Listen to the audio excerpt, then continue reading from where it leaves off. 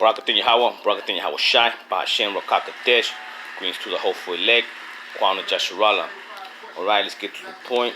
Led by the Spirit, we're going to continue with Ezekiel. We're going to go to chapter 44 because it's important. Let's get with it. The east gate and the prince is Yahweh Shai, the Lion of Judah. Then he brought me back to the outer gate of the sanctuary, which faces towards the east, but it was shut. And the Lord said to me, the gate shall be shut, it shall not be open, and no man shall enter by it, because the Lord, Yahweh Elohim of Israel, has entered by it, therefore it shall be shut. As for the prince, because he is the prince, he may sit in it to eat bread before the Lord. He shall enter by the way of the vestibule of the gateway, and go out the same way.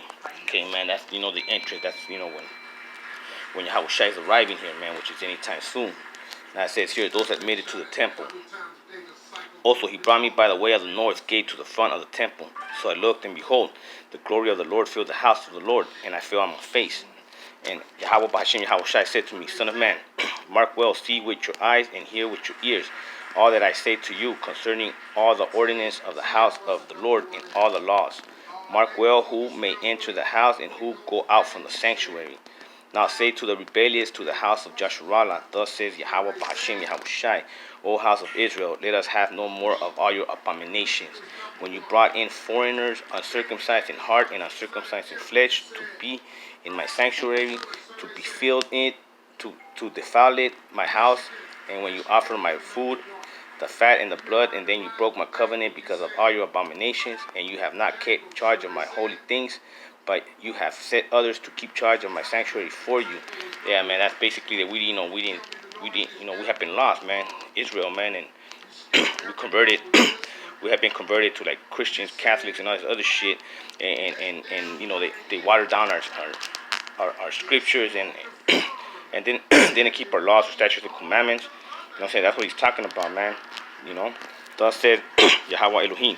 No foreigner uncircumcised in heart or uncircumcised in flesh shall enter my sanctuary, including any foreigner who is amongst the children of Israel. Basically, none of these worldly religious priests or anything like that shall enter, man. You know what I'm saying? They won't be allowed, man, no matter what. Only the Israelites, the 144, that return to the law, statutes, and commandments to the fullest and to endure to the end. Now it says, laws governing priests. And the Levites who went far from me when Israel went astray, who strayed away from me after their idols, they shall bear their iniquity. Yet they shall be ministers in my sanctuary, as gatekeepers of the house and ministers of the house. They shall slay the burnt offering and the sacrifice for the people, and they shall stand before them to minister to them, because they ministered to them before their idols and caused the house of Israel to fall into iniquity. Therefore I have risen my hand in an oath against them, says Yahweh Bahashem Yahweh Shai, that they shall bear their iniquity, and they shall not come near me to minister to me as priests, nor come near any of my holy things, nor into the most holy place, but they shall bear their shame and their abominations which they have committed. Nevertheless, I will make them keep charge of the temple for all its work and for all that has done in it. Whew, man. Okay, this comes deep, man. This is basically for the Israelites that have come into truth, but did not fully convert, man. They still kept some of their, iniquities, man. Whatever it was, man. If it was stealing or committing adultery or fornication or sexual immorality or vices or whatever, not, man. But they did not fully, walked in the light. They're gonna be like outside of it, but they're not gonna be accepted to the holy temple, man. And that's why it says here that they will be. Nevertheless, he said, I will make them keep charge of the temple for all its work. So basically, they're gonna still be allowed to do some of this work, but to a certain point, because they didn't make the cut, man. They still defile themselves. So take heed to that, family. Including, I'm definitely hearing that too, man, because that could be any of us, man. They're doing all this work, and then we haven't fully, we have walked in the light, but we have slipped here and there, and we haven't completely turned the corner, or we slip at the wrong time, or whatever. Not, man.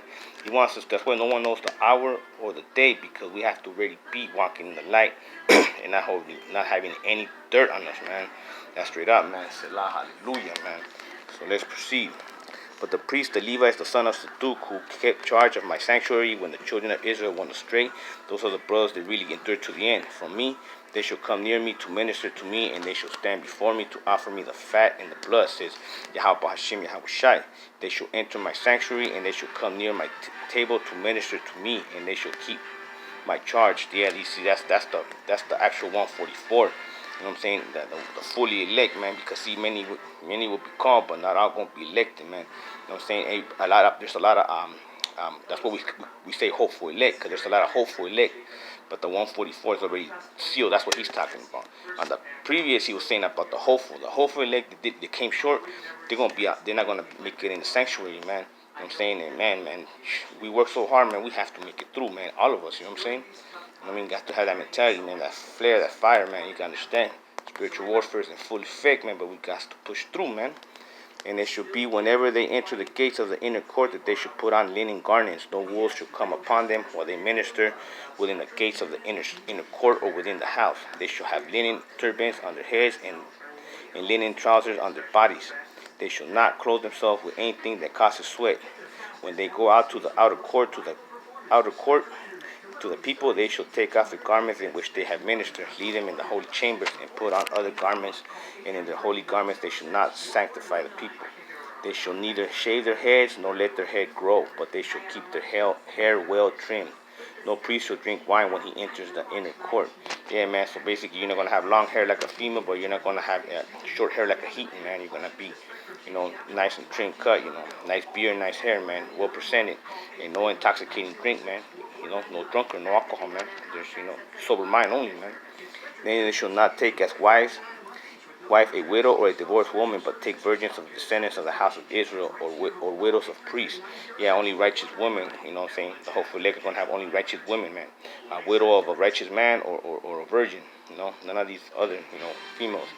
And they shall teach my people the difference between the holy and the unholy, and cause them to discern between the unclean and the clean. That's why you have to be, fully upright, walking in the light, because how are you going to show somebody the difference between unclean and clean if you're unclean yourself to a certain point, or you continue to revert to certain ways, man?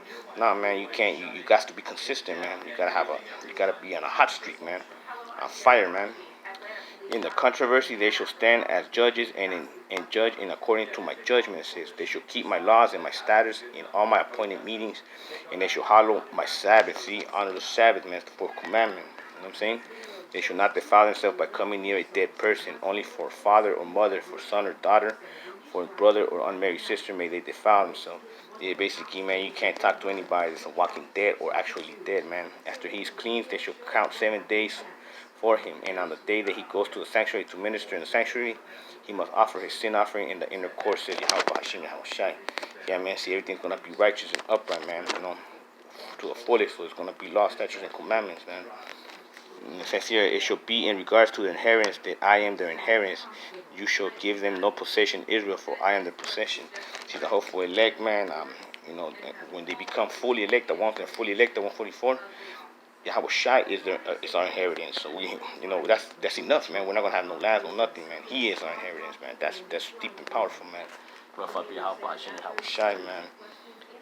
Let's say they shall eat the grain offering, the sin offering, and the trespass offering. Every dedicated thing in Israel shall be theirs. You know what I'm saying? They shall eat the grain offering, the sin offering, and the trespassing offering. See, that means that we should be cleansed, man. You know what I'm saying? That's what we'll be able to eat all those things, The best of all fruits of any kind, and every sacrifice of any kind from all your sacrifices shall be the priest.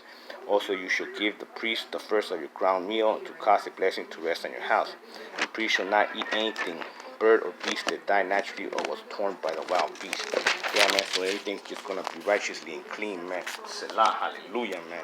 Hey, man, that chapter comes strong, man. But basically, that chapter is basically letting anybody that's ever, any hopeful elect, man. You know what I'm saying?